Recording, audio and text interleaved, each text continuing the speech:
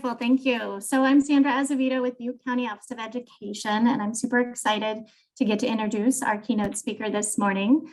Before I do that, I do want to acknowledge and say thank you to the California Collaborative for Educator Excellence, or CCEE, for making this possible and sponsoring it on behalf of NorCal ELC.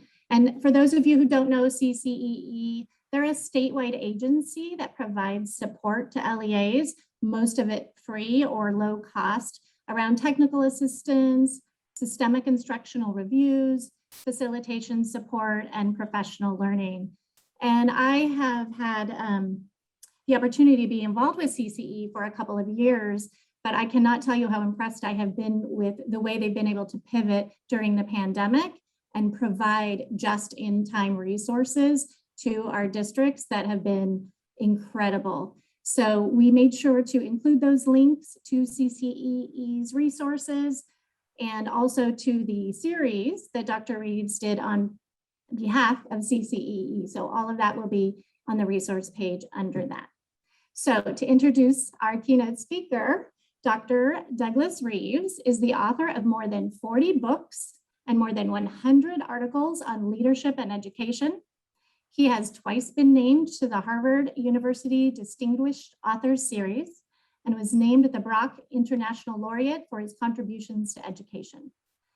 His career of work in professional learning led to the contribution to the Field Award from the National Staff Development Council, which is now leading forward. Doug has worked in 50 states and more than 40 countries.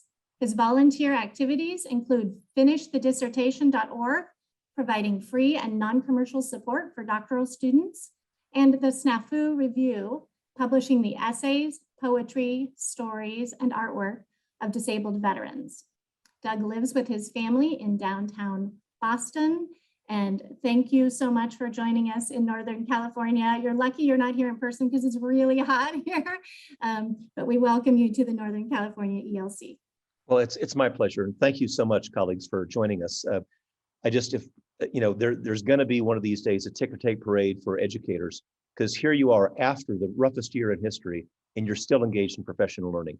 So before we do anything else, I just want to tell you, as a colleague, as a parent, as a citizen, thank you, thank you, thank you. And we can't express that frequently enough. And although I also appreciate your professional learning, I also sincerely hope you're going to give yourself some time for renewal and rest this summer, because August is going to be here before we know it. So I'm deeply honored you're willing to spend some time with me, and let me push the right buttons here to share my screen. And Shazam, this works. I want to also acknowledge CCEE. They have been a terrific partner for us. And one of the ways that we're keeping faith with the promises that they made is to provide access to all of you. So what you'll see on this opening screen, can one of the hosts tell me, have the handouts been posted in the chat or distributed to everybody? Handouts are posted on the resource page, yes. Thank you so much. So you don't necessarily have to take notes, it's there. But that's my real email. There's no intermediates, no robots. You can tweet at Douglas Reeves, goes directly to me. That's actually my real cell phone number, which I just better turn off right now, because I'm not going to interrupt myself when I'm talking to you, but I really do respond to those. And we promise CCEE hotline services where anybody from a county superintendent to the newest classroom teacher can call and get support. Now today, I hope you're going to be willing to engage in a dialogue with me in the chat room. Don't wait for the end for questions, but even if you're not feeling comfortable asking questions in front of 270 of your closest friends, you can always still get direct answers. I'm not saying, by the way, that I've got all the answers, but like the State Farm guy says, I've seen a thing or two. I have colleagues who are expert in other areas. So if I don't know the answer, I'll make sure that you get a world-class expert to support you. You heard in the introduction some free resources. There are videos, there are research articles, there's tools, all for free at creativeleadership.net. Finish the Dissertation is a labor of love for me. We started it 7 years ago in Boston because of the alarming statistic that 69% of doctoral candidates never finish. So we now have students all across the United States, indeed around the world. There's no cost. all you get is one-to-one support. So if you or a loved one or a colleague are stuck in getting that doctoral degree finished, then we want to make sure that you're not part of the 69%. Go to finishthedissertation.org, register there, you get one-to-one support and service. Now, the theme of today is equity and excellence, and I'm deeply concerned that that "and" is missing in too many conversations. Just this morning, I heard some people from other places, not California, say that their board is focused just on excellence and they don't believe in equity. They think equity is kind of this social construct. And conversely, other boards are saying, we only care about equity. We want to make sure that we have equal outcomes. And here's how I think you thread the needle. You got to have both. If all you talk about is equity and you don't talk about excellence, that is going to be perceived as a code word for low expectations. I've heard it in California and around the nation. However, if all you hear about is excellence and you don't hear about equity, that is a code word for exclusion. And we're going to talk about how that exclusion has happened around the United States and even internationally, and what you and I can do to address it. Now, before I begin, I have to say this about evidence. Look, I'm a nice guy. I try to do research that's valuable and decent, and I've been doing it for a long time. And yet everybody on this call knows that there are people who simply distrust educational research, because you can just find a researcher to say anything, or some of them are commercially tainted by publishers, or others of them had a sample size of 1. Well, let's introduce the 5 levels of research and see if I can request that you separate the wheat from the chaff. So level 1, Doug, I believe it. Well, thank God for the First Amendment of the United States Constitution. Everybody's entitled to their own beliefs, just not entitled to their own facts. So there are people who deeply believe, for example, that you don't really have to do direct reading instruction. It happens magically because it happened for their kids. That's what we call a sample size of 1. And beliefs are fine. Please don't call it evidence. Well, Doug, I've been teaching for 17 years, and my personal experience is I respect that, respect your experience. Please don't call that evidence. Well, Doug, it's not just me. It's the whole 3rd grade team. It's the whole high school math department. I understand that, but that is a very limited degree of experience to then try to generalize to the entire student population. Now, level 4 and 5, that's where the action is. In fact, level 4 is what I would hope that maybe this group could do 6 months, 12 months from now. Let me create a vision for what systematic comparison looks like. We call it the science fair for adults. Imagine if one day, God willing, we're all going to be in the same place, and you pick the biggest high school gym that you can find in the area, and 100 teachers all set up these science fair displays. And here's what I mean by systematic comparison. Just, it looks like a science fair, 3 panels. What was my challenge? Too many kids flunking 9th grade math. Too many kids not attending. Too many kids reading below grade level in 3rd grade. You choose. What was my challenge? Second panel, what was my intervention? Specific professional practices that you used. Third panel, what were my results? So remember, it's challenge, practice, results. And this is why level 4, systematic comparison, is so powerful. It is the perfect experiment. I've seen teachers in California and around the world do this. And when they've got, think of it, the same kids with the same teacher, the same curriculum, the same assessment, the same attendance, the same everything, because they're the same kids. What was the difference between before and after? It was you. That is conclusive evidence that you made the difference. And I'll tell you, I've watched people look at these science fair projects where, whether it's some of the things we'll talk about today in terms of giving better feedback to students or other instructional interventions, that they've probably heard 5 speeches from somebody like me and it went in one ear and out the other. They saw a fellow teacher demonstrate that it works. Man, that is powerful. Systematic comparison is inside out change. And when you think of particularly, and this is why I've had good relationships with unions in California, is that they know it's not top down. They know it's inside out. It's teachers leading teachers. Indeed, I've been invited to speak to some administrators about some of these things, and I'll say, no, the teachers have got to be the one to show, here was before, here was after. I know it works. I know it works with our schedule. I know it works with our bargaining agreement. I know it works with our competing requirements that we have for funds. I can show you that it works with our culture. That's the most persuasive thing that you can do. So where do I fit in? I'm level 5, preponderance of the evidence. And I'll just illustrate with an example. people ask me sometimes, well, Doug, what's the best study on this? There's no one best study. What we have to do is to look at different scholars using different research techniques who come to remarkably similar conclusions. Let me illustrate with an example. A lot of you have heard that efficacy is a very powerful tool, and we need to take that seriously. When I studied 2,000 school plans over the course of 3 years, efficacy was one of the top 5 ingredients in dramatically improving performance in schools of high poverty, middle poverty, and low poverty. Very powerful quantitative analysis.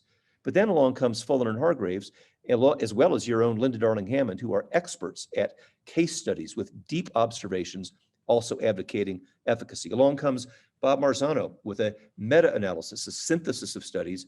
Efficacy comes out number 1. And then John Hattie, with whom I'm collaborating on a book on implementation right now. Hattie comes and says, in a synthesis of meta-analyses, equity is number 1. Now, we're all friends, but we did not collaborate on this. Different researchers using different techniques, operating completely independently, coming to similar conclusions. That's the preponderance of the evidence. Think of it this way. There's a mountain of evidence out there. I'm just one pebble on that mountain. So I'm not asking you to look at the pebble. I'm asking you to look at the mountain, the preponderance of the evidence. And that's what I think is far better than some of the beliefs and experiences that you sometimes see. So you'll see multiple methods and independent researchers. None of us work for vendors or publishers. We have urban and suburban and rural, which I know the people with whom I'm speaking right now, you have a wide variety from small rural to suburban and urban. People who maybe used to be suburban are now becoming more urbanized. So I recognize you got to have a wide variety of locations. And here's the thing you hardly ever see: admit when we are wrong. Beware that researcher who was always conveniently right, always found data to support a hypothesis. You got to make sure when we're wrong, do we admit it in front of you and everybody else? And you'll always see that in my work as well. So here's what we want to do. I want to talk about equity, the barriers to equity, some core competencies, and if we have time, we'll get to trust and resilience. But let's kind of focus on equity today. Now, this is going to surprise you. Why do feelings not matter? Because I'll tell you what, I've been to too many sessions, just like you have. There's the speaker, and we're in the auditorium or we're on Zoom, and we think with a sufficiently emotional appeal, we'll get buy-in from everybody. No, you don't. Because when people hear new things, they don't buy in. And the myth is that, well, first you get buy-in, and then you can implement practices. Colleagues, if you wait for buy-in, you'll be having this conversation 50 years from now. So I'm not asking for buy-in. I'm asking for a fair chance to try some new things. And this is true for academic issues as well as equity, because I'm really tired of these equity seminars in which everybody's crying at the end and, gee, I feel sorry for being a racist. And then they go back in the classroom and do the same darn thing. No practices changed, no policies changed. That's not equity. And so what I want to focus on is not what we feel, but what we do, because behavior precedes belief. You do it first, then observe the evidence that really worked for you, that really worked for your colleagues, and then we have buy-in. And I will just respectfully challenge our leaders on this call. When a leader tells me, Doug, I've got buy-in from everybody, one of two things is true. Either they're not really asking for change, or the change or the real argument is happening out in the parking lot. I think it's okay to have arguments. I think it's okay. In fact, I wish we had more of them so that our students can see that adults can disagree with each other and still be friends. We've got to make it safe, including, by the way, in this presentation, in our chat room, safe to disagree, safe to challenge. I welcome that and I respect that. And I think we as educators have an obligation to model what civil disagreement and civil discourse looks like. Now, let's get down to brass tacks. I want to talk about 5 case studies in equity and excellence. AP classes, gifted and talented, discipline and suspensions, homework and grading. And by the way, when I'm starting with AP, colleagues in elementary and middle school, please don't tune out, because the evidence is going to suggest that this is not a high school issue. It is a K-12 issue, and we need all of us to collaborate on this. Look at the evidence. Students of color account for 8.8% of AP exam takers. And you know that nationally, there are 50% of students where you're serving oftentimes more than 50% of students. 8.8% of AP exam takers, 4.3% of students that are earning a 3 or higher. That is a 10-to-1 disparity. That is not random variation. That is a giant variation, and you and I have both seen it. Even, and let me just point the finger at my hometown of Boston. You know, we think we're so enlightened, so liberal. We have all these fancy Metco integration policies. So our schools theoretically are diverse. Look on the outside, they are. Cross the threshold door, you'll see a disproportionate number of Black and brown kids in our special ed classes, and the AP classes are largely white. Now, that is the illusion of equity, not the reality of equity. And we have to hold ourselves accountable for that in Boston and around the country. And my argument, and here's why I want to really invite our middle school and high school colleagues to look at this, is that oftentimes there are self-imposed structural barriers. And here is why we all need each other. I looked at some AP requirements for example, advanced mathematics, AP calculus, AP stat, and so on. And in one district, not yours, they required 6 years of 3.8 or higher. Think about what that means. Going all the way back to middle school, all the way back even to 5th and 6th grade. What's the number one reason that some of your kids were not earning A's and B's? It wasn't because they didn't know math. It wasn't because they were not whip smart. It's because maybe they were going home to a family that had lots of responsibilities, including sibling care, maybe working an extra job, lots of other things. Why is that relevant? Because the number one cause of students getting low grades is not lack of intelligence, not lack of cognitive ability, it is missing homework. And we systematically punish kids who have homes that, you know, are not maybe as conducive as the kids who always have perfect homework, because maybe they've got perfect parents and perfect connectivity and a perfectly quiet environment and somebody who makes sure that works get done. And so we advantage those students over those who had other responsibilities. That is why if we want to have an on-ramp to advanced placement, it starts in elementary school and middle school, and make sure that they have equitable opportunities for high performance in math that does not depend upon punishing them for factors outside of school. Case study number 2, gifted and talented programs. Now, I know some of you may be involved in this, and I would welcome your respectful pushback on this because I know this may be your area of expertise, but let me just tell you what I see nationally. They have what we call the gatekeepers. In fact, in some states, it's established by state law that you can only use one test to decide who's going to be gifted and talented and who isn't. Now that on its face is an abomination, but maybe we have some people on this call who are assessment experts, and like me, as psychometrician, and so you believe in tests, and I understand they perform a function, but here is the challenge. Those tests, COGAT or anything else that you're using, if I have 100 kids that I'm going to admit to the gifted and talented program, maybe that'll tell you a difference between number 1 and number 100. But you want to know what those tests never do? Tell you the difference between number 100 and number 101. You admitted number 100 to GATE and you excluded number 101. That is a distinction without a difference. That is not fair. And by contrast, I see more and more districts casting a wide net with peer nomination, not just parents. The activist parents will always advocate for their kids. Ask the kids who solve problem quickly, who always has a creative solution. You don't ask who's gifted and talented, but ask them the practical issues, and you'll find out that you may learn more from a peer nomination than you ever learned from a test. In fact, I would argue we ought to even consider random selection, because there is this mythology of precision that is simply not true. We just have all these scores and include these kids, exclude those kids. I'll use, again, a Boston example. All of you I know had to read when you were getting your degrees, the Rosenthal studies, you know, the Pygmalion effect in the 1960s. The teachers thought they had gifted kids. Sure enough, a year later, they turned out to be gifted, had higher intelligence test scores and everything else based upon our expectations. Well, inadvertently, the same thing happened this last year. To one of our most exclusive kids, the wrong kids were admitted, but nobody knew that. But because everybody who goes to this school is assumed to be brilliant, they're assumed to be top 1%. What do you suppose happened? They all did fine. So seriously, we need to really think about opening wide the gates of gifted and talented education. Number 3, discipline and suspensions. I want to ask you to reflect, and maybe when the school year starts with your colleagues, go to your data from the 2021 school year. If your buildings were open, if they weren't open, go back to previous years and ask yourself, what's the most common office referral? Now, I know there's some non-discretionary things like weapons and guns and fights. I get that. That's non-discretionary. What's the most common discretionary referral? Disrespect. And I understand that we all would like more respect. Shoot, I guess I would too. But that is an incredibly vague term.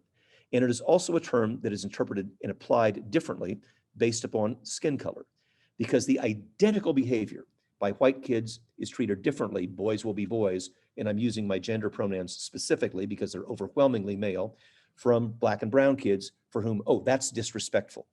And if you've got an ambiguous term like that in your office referrals, I want to respectfully challenge that. And I also want to respectfully challenge what's even worse, is that is sometimes by automatically things that were relatively benign, 3 office referrals become a suspension. Well, gee, Doug, hey, it's just 1 day, it's just 3 days, it's no big deal. It is a huge deal. A single suspension is highly related to ultimate failure. And that is a huge problem for all of us. And I want to really create a sense of urgency about this, because we're losing kids. And I've seen it in the graduating classes of 2021. God bless you for those who were able to get those kids across the finish line. But friends, we lost kids this past year. And that is not a 2021 problem. That is a 2051 problem, because the evidence in California and around the United States says that when a student doesn't finish school, that is a lifetime of poverty and unemployment. Average unemployment rate for the kids who don't finish, 55%. They make greater use of the criminal justice system, the medical care system. They will have multi-generational poverty, and it all started with kids who dropped out of school. And we ought to move heaven and earth to prevent that. By the way, that's also a way that you can persuade your legislators and your constituents that you are a revenue source, because every time you prevent one of those lost students, you're not only avoiding all the expenses that they have for a lifetime, but they also pay more in taxes, and they also help our communities. So whatever we've got to do, we got to get that graduation rate as high as we can and bring back those kids we lost in the pandemic.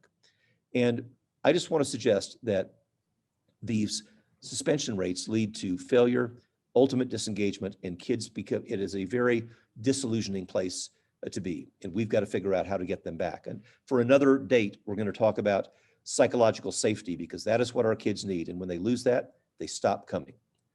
Okay, if I haven't been Dr. controversial. Reeves, Yes, we please. have a question in chat for you Splendid. related to suspension. It's Please. it says, is the single suspension the cause of future failure or a symptom of a kid who is on the path to future failure? What a thoughtful question. I really appreciate that. And of course, the answer is both. It is, you know, it's really hard to analyze cause and effect, but what we know is that there is, and I think I chose my words carefully, they are strongly related. Suspension strongly related to future failure. And we could speculate about the differences for that. It may be simply missed instruction that they weren't able to make up, missed assignments that they weren't able to make up. But I think it's also a real challenge to say, when a kid has that, they brand themselves as failure. This starts really early in late elementary and absolutely in middle school. I'm just no good at math. And of course, I got kicked out of class. Why? You know, I'll never be able to do this. I'm just not a good reader. And that self-identification becomes so pernicious that I think that may be part of it. But I want to really reinforce the thoughtfulness of your question, because we should never just assume easy cause and effect. It's relationships. Are there any others? That's it for now. Okay. Well, so as I said, if I haven't been controversial enough before, man, now am I treading into delicate territory of homework. So number one, I actually analyzed some California data on this, different districts than yours, but I think it's pretty illustrative that I went through thousands of lines of grades. Because when I interviewed people, I said, what do you think of the cause of D's and F's are? Well, it's, you know, it's bad behavior. It's terrible attendance. So break it down into kids who had 90% or better attendance and no disciplinary infractions, and we still found a colossal DF rate. Some schools greater than 50%, particularly in middle and high school. What was the number one cause? Missing work. So I want you to think about this student who always turns in perfect work every day.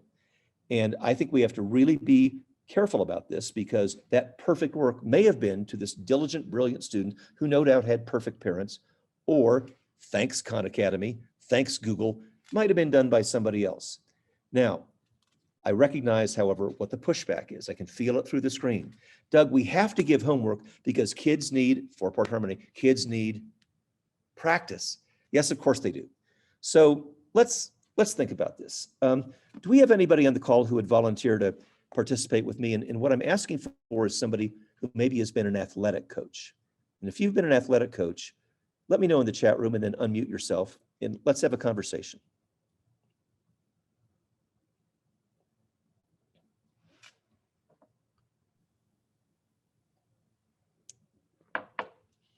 I know we have some present or at least former athletic coaches out there. I've been an athletic coach. Excellent, ma'am. May I please ask your last name? Erica Etchison. Atchison? Yes. So Coach Atchison, I'd like to ask, first of all, which sport did you coach? Basketball and swimming.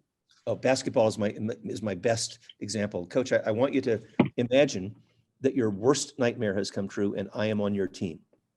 And now, Coach, let me ask you, have you ever had any games that were decided by a free throw? Yes. Yeah, free throw is pretty important. It literally is the difference between winning and losing. But I'm lucky enough to have Coach Atchison on as my coach, and she's watching me in practice, and I miss 15 free throws in a row. But I'm lucky enough to have Coach Atchison, and she comes over and says, Doug, change your stance, change your ball handling, change your approach, maybe even try a granny shot. And by golly, thanks to Coach Atchison, I make 15 in a row. Now let us review, Coach. I missed 15, got the greatest coach in the world, made 15. Coach Atchison, was that a good practice? Well, I feel like it was a good practice because we identified what was wrong with this shot, but it doesn't mean it's going to be perfect tomorrow. You're right. I mean, it requires sustained coaching and feedback and support. So I want you to think about that. I was lucky enough to have a coach who gave me immediate feedback. She could see, and by the way, I respected the feedback and I applied the feedback. I got support from her, and then I got better. Now, it's going to take time. It's going to take more than one day, as Coach Atchison says, but that is an example of what could happen. But I want to ask you, does that kind of practice ever happen with homework? Never does. Imagine if instead of Coach Atchison, they had Mr. Reeves as their math teacher, and they come in getting 15 wrong and 15 right. I would call that 50% and a solid F.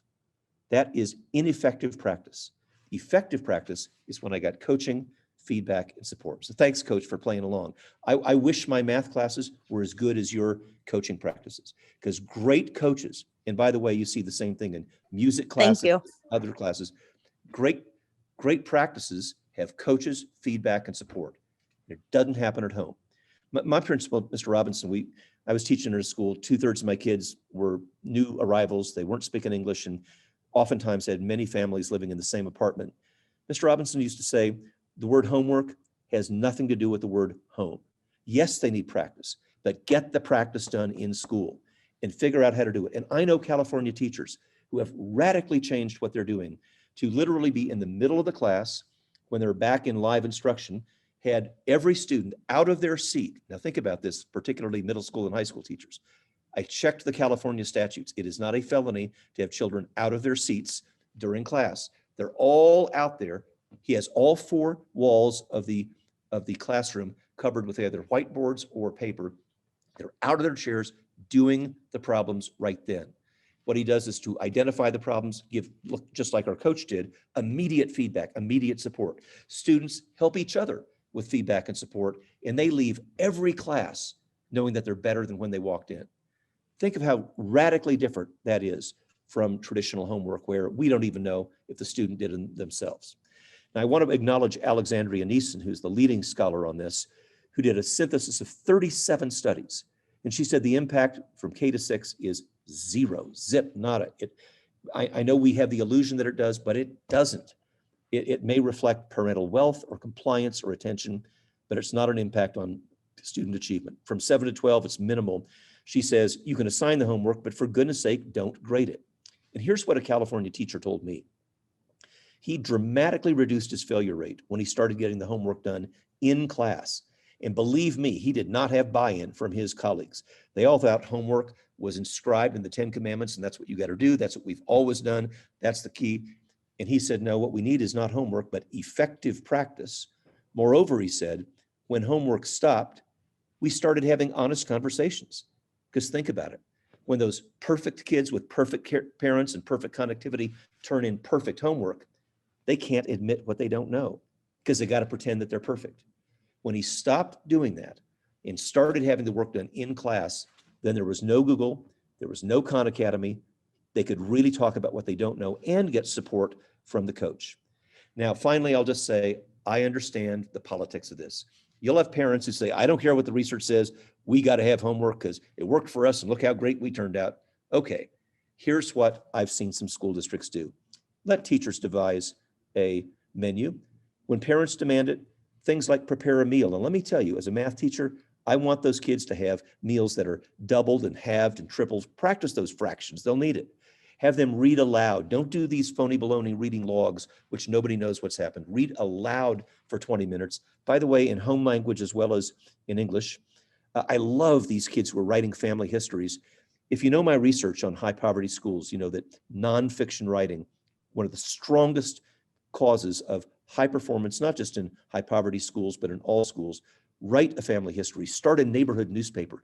I ran an elementary school newspaper club for 5 years. Don't anybody tell me that elementary kids don't like nonfiction writing. They loved it. They had game reviews, book reviews, point, counterpoint, interviewed teachers and relatives. It's fabulous. And we published more often at the elementary level than our high school did. Start a newspaper and do just about anything except the odd numbered problems.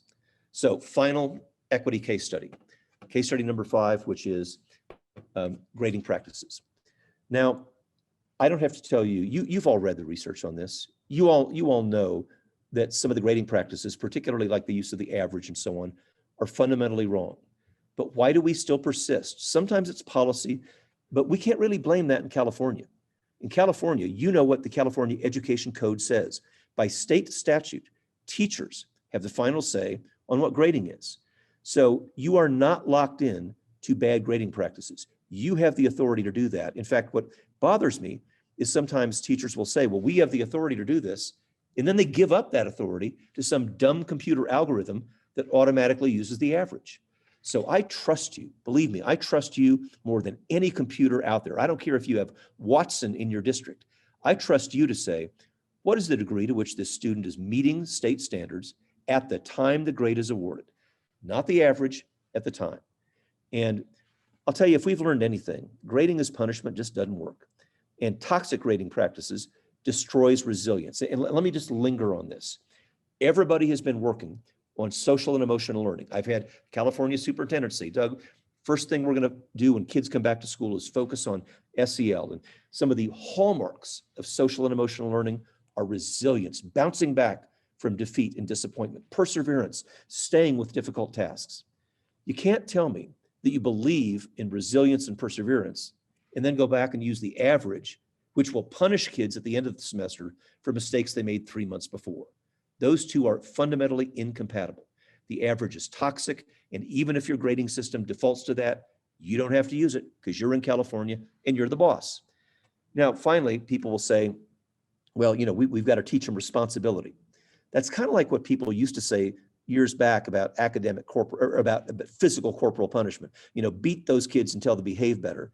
And I'm just telling you, we've got a half a century of evidence going back originally to 1960, when the evidence overwhelmingly said beating kids doesn't work. Forget for a moment about the moral implications of beating children. It doesn't work, doesn't improve behavior, doesn't make them, in fact, it contributes to multi-generational violence. Now, if you don't believe in physical corporal punishment, I'm pleading with you, don't accept academic corporal punishment, which is exactly what averages and zeros on 100-point scales do. So, Dr. Reeves? Yes, ma'am. Excuse me, we have a couple of questions for you. Please. As it relates to homework, one of the comments was, we find it helpful in our K-8, or our school K-8 does not assign letter grades. We find it helpful to give work back until there's mastery. It works. Does assigning grades or not make a difference? We think it does. Well, let me defer to Thomas Guskey on this, who did a fascinating study comparing feedback with grades. And the argument that a lot of people as classroom teachers, including me, would have said, well, Tom, if it doesn't count, if it doesn't get a grade, they're not going to care about it. So we tested the experiment. Now, you can't just give no feedback because then they won't care. But specific feedback was more powerful in improving student performance than just grades alone. And I love the fact that you're asking for mastery. And I'd even be okay with grading, but I just requesting, don't give credit to grading or some other system when the credit really belongs with the teacher who's giving great feedback. The analogy I would ask you to think about is a music class where nobody is conducting your choir or band with a red pen, writing down every wrong note. They just give immediate specific feedback. So I would request that maybe is what you do. And I love the fact that you're giving them multiple opportunities to learn to get grading to practice. I think a grade, once you say, Doug, that was an F or that was a D, I brand myself as an F or a D. If you would rather say, Doug, you had your argument, but you didn't have evidence to support it.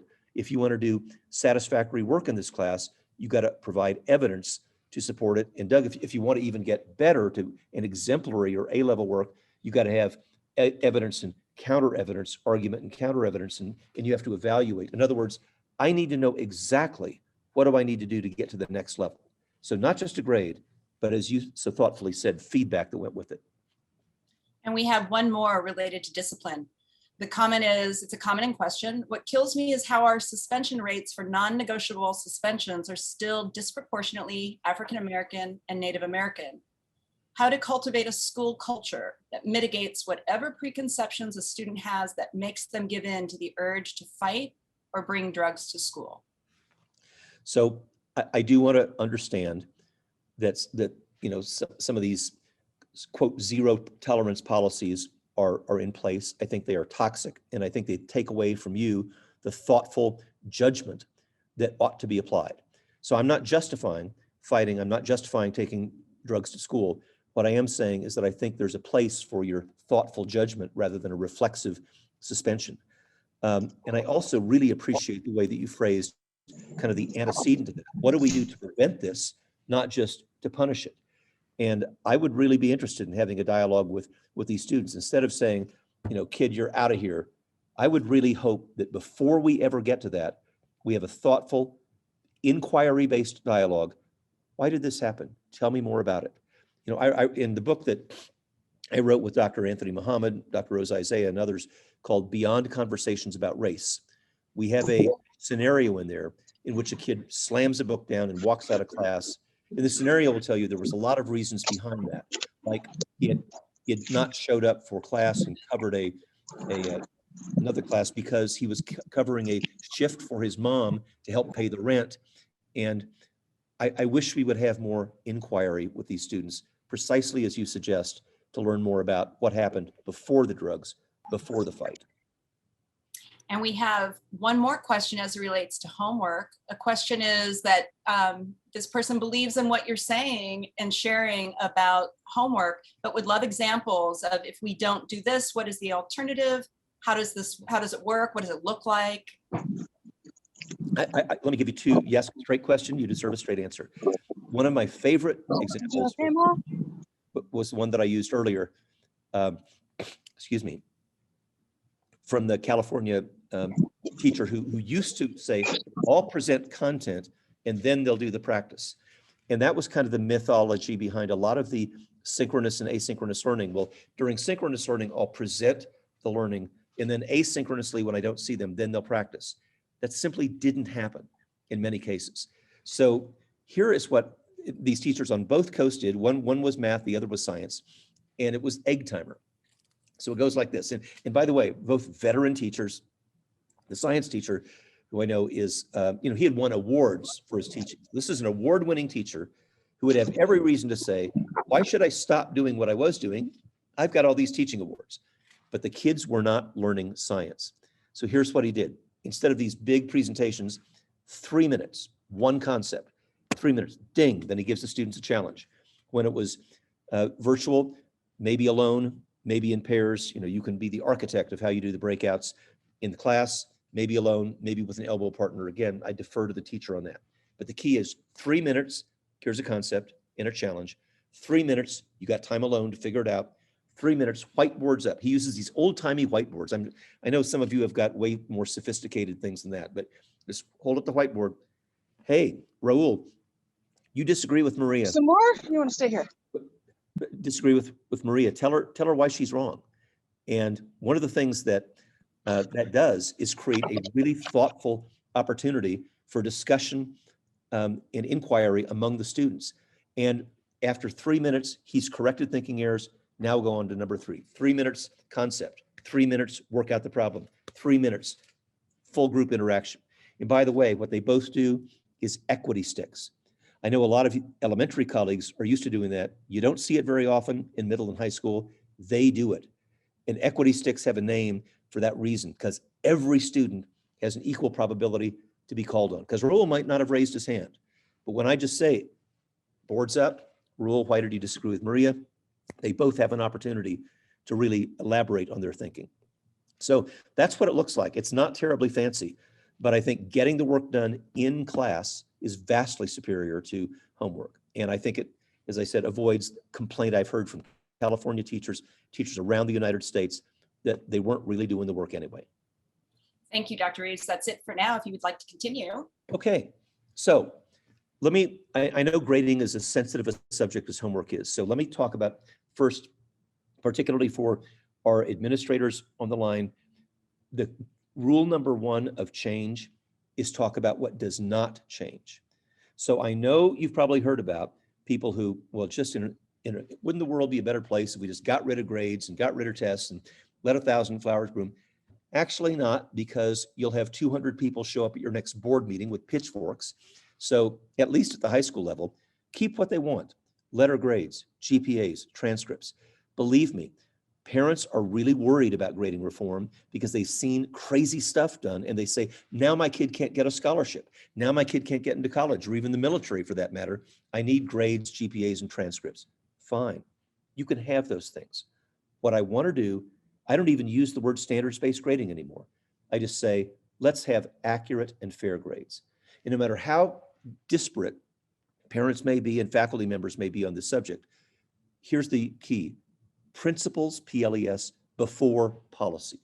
Can we all agree grades ought to be accurate? Hope so. Can we all agree that grades ought to be fair? Hope so. And within that, then you have created the boundaries of accuracy and fairness. Within that boundary, teachers have a ton of flexibility. But what they don't have the flexibility to do is to be inaccurate or unfair. And so here is what we got to do. If you want to take one big idea away from today that will lower your failure rate and improve student engagement, improve discipline, improve classroom culture, it's to get rid of the average, because the average isn't accurate. Now, let me just use as an example, which some people in the southern part of your state do not like, but I'll use it anyway. LeBron moves to your school. And LeBron is now on your faculty. And the headline, because he takes his $300 million salary with him, the headline in the paper is, those teachers don't need a raise. The average salary of that school is $2 million. Now, every fourth grader in your school knows that that would be a misuse of the average, because one data point, LeBron James, distorts the entire average. So that's an obvious one. But you want to know what is equally obvious is the children that you have had that particularly last year, but frankly, it happened way before pandemic, struggle, breakthrough. And you want to know what we do? We don't say, thanks for the resilience, thanks for the perseverance, thanks for the breakthrough. We say, no, you made mistakes 3 months ago, so we're going to punish you for that. That's what the average does. If you want to take away a big idea, you got to get rid of the average. And I know you have computer systems that default to it. Click off the default. Every computer system I've ever looked at allows the teacher to override the final system and you determine what the final grade is. Don't give up the authority you have to some dumb computer algorithm. And the reason we teach average, mean, median, and mode is that it's not the best measurement of central tendency. I think our host needs to probably mute all and then unmute me again. We okay now? We're good to go. Okay, thanks. I appreciate that. So let's, and the other thing is, you know, many of you, I'm not asking anybody's age on this, but maybe a few of you were here in the bell curve wars in the 1990s. California was one of the first states in the United States to adopt academic content standards. And this is why that's important. We ask our colleagues who have joined the profession more recently, why do we have standards? A lot of them will say, well, doggone George W. Bush anyway. It's all No Child Left Behind. Not for you, it wasn't. You adopted state standards for a moral reason, because the bell curve, the bluebirds, robins, and blackbirds, choices of color, not an accident, were all about comparing kids to each other. It was fundamentally amoral, and you rejected the bell curve and said, we're going to evaluate standards based upon, evaluate students based upon achieving this standard.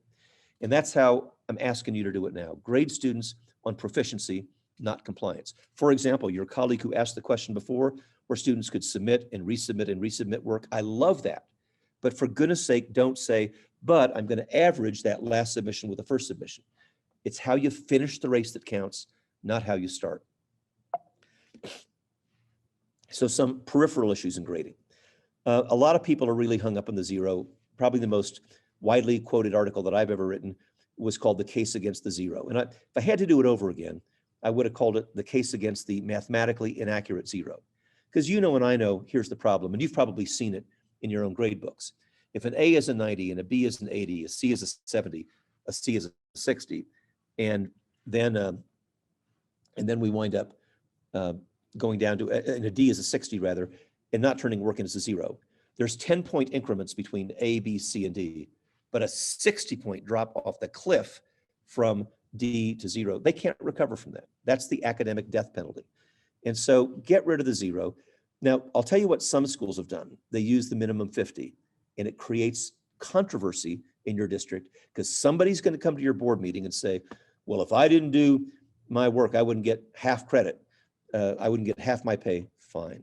You want to have the zero, just make it mathematically accurate. And here's how you do it. You go back to the old-fashioned A, B, C, D, F. A is a 4, B is a 3, C is a 2, D is a 1, F is a 0. That's the way we've been calculating GPAs all the time. The 100-point scale is not the way we've always done it. It was just started in the early 20th century, along with the time that racist intelligence tests were started. You don't have to use the 100-point scale. And there's one more thing about me talking about respect for teachers. When there's two kinds of conversations that happen at the end of every semester. One conversation is the disrespectful conversation.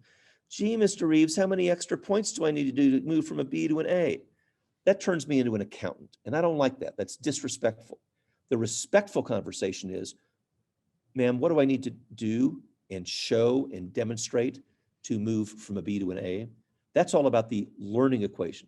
One of the California teachers that I cited earlier said, was really clear about this. He had about a half a dozen core things you had to do to succeed in his class.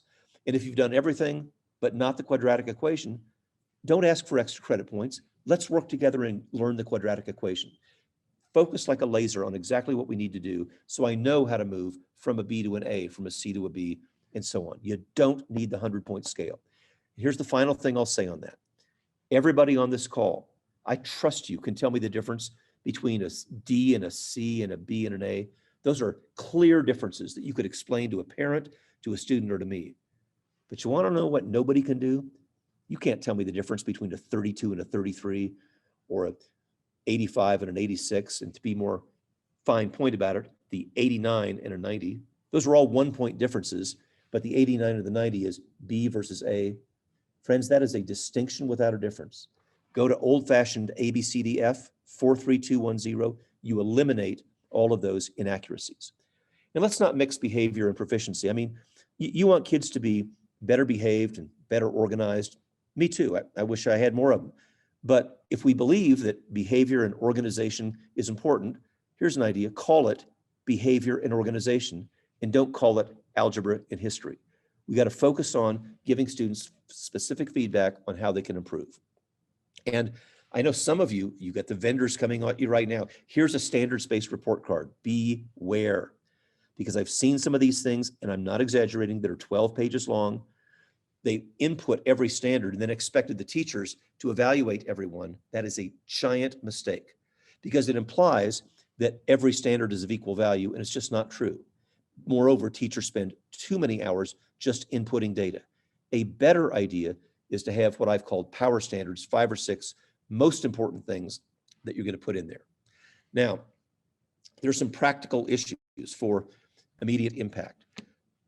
You know, California Ed Code is clear. You're the boss. Teachers, not tech vendors, determine the final grade. And I'll tell you what, I've heard people challenge me on this saying, well, Doug, what if the teacher is biased? Sure enough, they are positively biased because they believe that their teaching and their intervention has an effect. Is it true that the vendors are not biased? The heck you say. They are just as biased, except in a negative direction, because those vendors are stuck with toxic practices like the average in the 100-point scale. That is a bias too. And that is a bias that particularly works against economically disadvantaged students. So don't tell me that teachers are biased and the tech vendors are perfect. It's the other way around. I'll take teacher bias any day over tech vendor bias. Now, we got to ban inaccurate and inequitable grading systems. No average, no grading for anything except proficiency. It's got to be focused on achievement. I think you ought to ask, particularly the administrators in the call, for early warning. I heard one administrator say, look, the teachers have the authority to grade as they will, but I do want early warning. And what he said is, I want a name and a need. Anybody who's heading toward a D or an F, give me a name and a need. Is it parental support? Is it extra work? Is it prior knowledge? Just give me a name and a need. When he did that, the failure rate dropped dramatically because we were able to focus in a preventive way before the grades came out. And don't allow any kind of automatic failures like some districts did. 10 unexcused absences and it's an automatic F. Colleagues, there wasn't a child in California or around the country that didn't have 10 absences back in the fall of 2020. And so let's focus on what they actually do, not policies. And finally, what's in it for us? What's in it for us? And then I'm going to ask you for questions and discussion. And remember, challenges are totally appropriate and welcome. Here is what teachers have told me. And a good example of how sometimes researchers like me need to really listen better to get the whole story. Because I was just focused on academic achievement. What's the DF rate? How can we have students achieve at a higher level and have more opportunities for advanced placement classes and that sort of thing? But when I listened to teachers, here's what they told me. When they got rid of the average, students had a better sense of hope. They had better discipline. They had a better classroom climate. They had honest conversations. Here's what I need to know, sir. Here's what I need to know, ma'am, in order to improve my grade. This was a great story. In a California high school, to give you a sense of scale, about 1,700 kids, they eliminated 3 sections of repeaters by these practices of better grading. That gave them 3 more electives that they had never had. You want to get your faculty on board? Talk about what's in it for us as teachers. And I've always wanted to teach AP Stat, but I can't when I'm teaching 3 sections of Algebra 9 repeaters. I've always wanted to teach, science fiction literacy, but I can't because I got 3 sections of students repeating freshman English. More electives is a great way. And by the way, this is how you persuade the people who oppose you, because the present system works great for them. The advantaged kids, the high-performing kids, they don't want to change anything. Here is why they ought to change. Because when we have better grading practices, we have more electives, which helps all kids, not just low-performing kids. There's fewer late arrivals, they told me, and just better attendance. So it's not just fewer failures. It's all these other things that teachers are telling me that are working well for them. So these are the barriers to equity and excellence that I'm seeing around the United States. And I'm sure there are more, but I hope you really consider at least one of these. How can we make some progress with one of these things, at least as an experiment? Remember, I'm not asking you for buy-in. I'm asking you for a fair chance to try something that will have better representative and better equity, as well as academic excellence in these areas. Now, the final thing that I want to say, some of you may remember the 90-90-90 studies that I did a number of years ago on success in high poverty schools. But research is only worthwhile if it's consistent over the course of years. So what I did was to synthesize last year 20 years of evidence on high poverty, high success schools. And I made some twists in the original research that I had done in the 1990s and early 2000s to really say, is this just high poverty schools or is this good for all schools? And astonishingly, what I found was some of the very practices that I'd been documenting and other scholars had been documenting as well about effective work in high poverty schools was what I saw in some of the most wealthy and elite schools. In other words, this is not high poverty education. This is just great education, what all of our kids deserve. They were focused on a few things. Beware, colleagues, when this CARES money comes in, all the vendors are going to descend on you and there's going to be a temptation. Let's buy these different programs until the money is gone. If I've learned anything in this study, invest in people, not programs. Practices, not programs. That's what's going to endure because the programs will be gone in 3 years. Invest in your people and focus on 6 or fewer priorities. When we had more than that, and high poverty schools particularly did, they lost their focus. Focus on accurate feedback.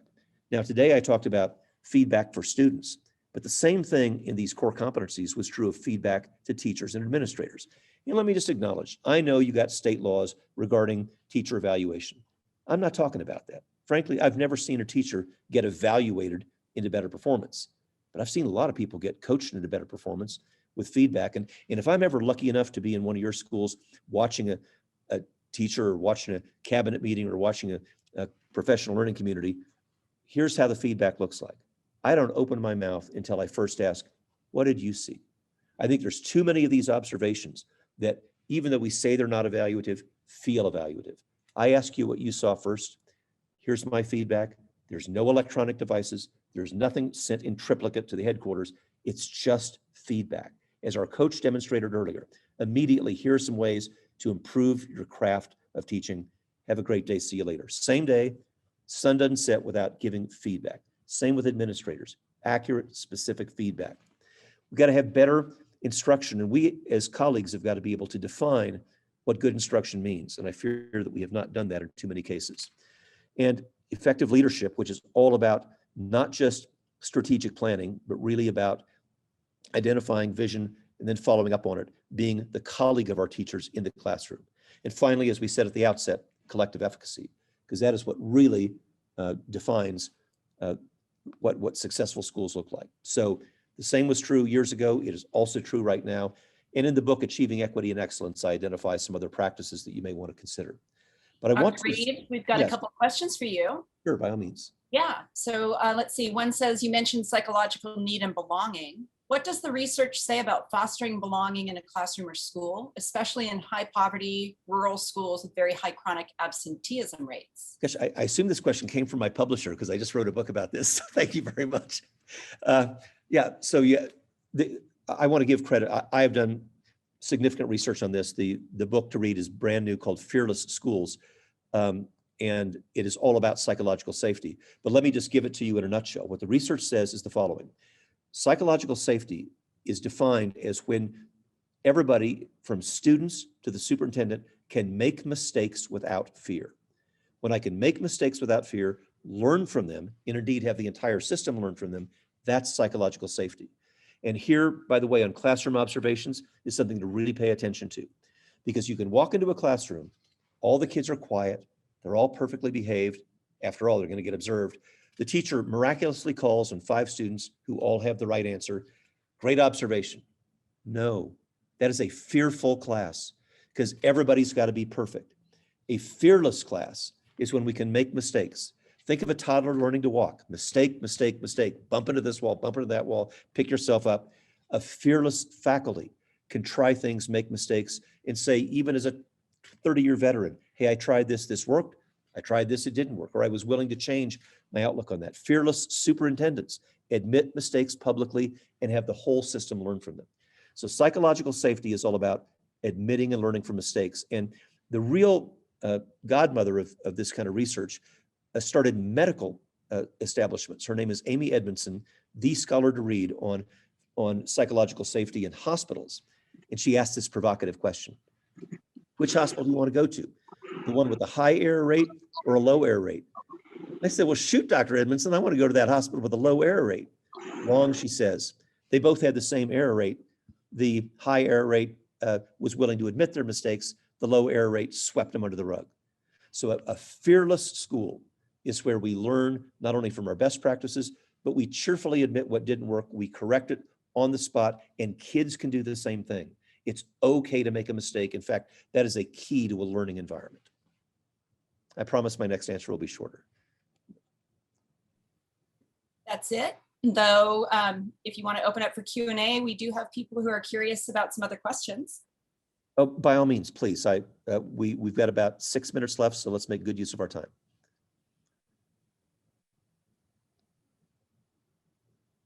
We'll go ahead and open up the floor. If anybody would like to ask a question, just go ahead and unmute yourself.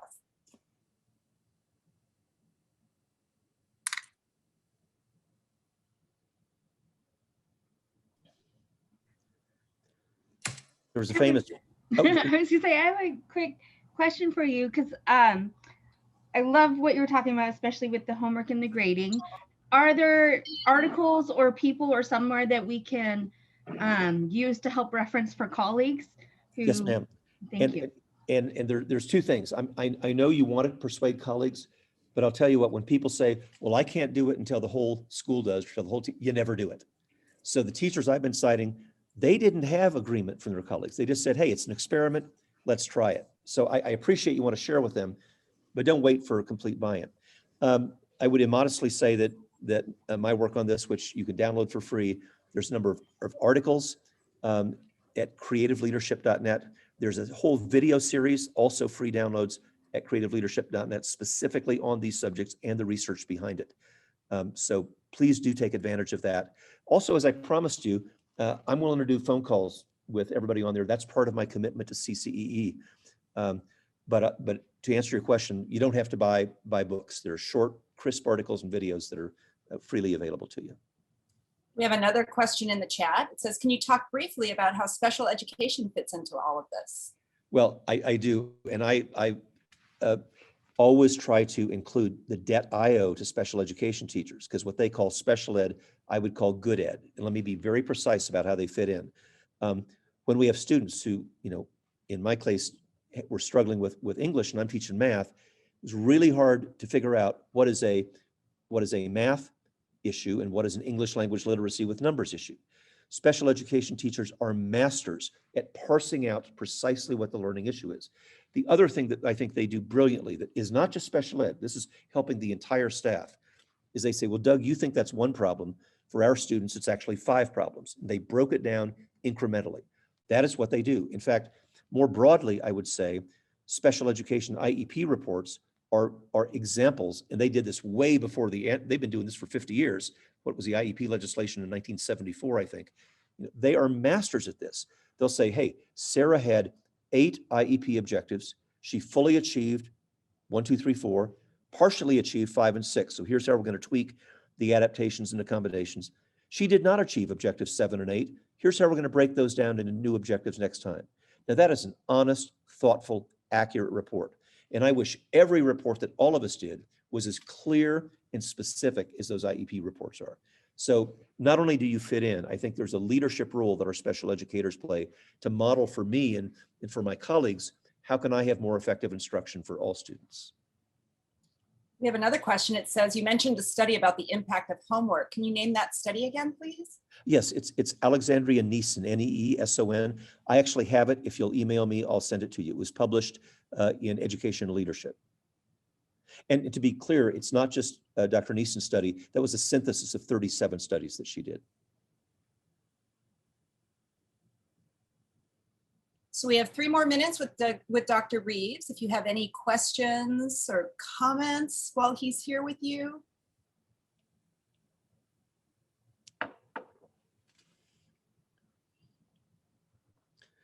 Let me just say what a great pleasure it is to have all of you as colleagues to collaborate with our host today and our facilitators, as well as with CCEE. I hope that this is the beginning of our conversation, not the end of one. I've been traveling all over the country, and we'll start international travel next month. And it's great to be back in the saddle again. Zoom is great, but there's no better way to build relationships than face-to-face. And I hope that we'll have the opportunity to do that as time goes ahead. I will also tell you, I meant what I said about inside-out change.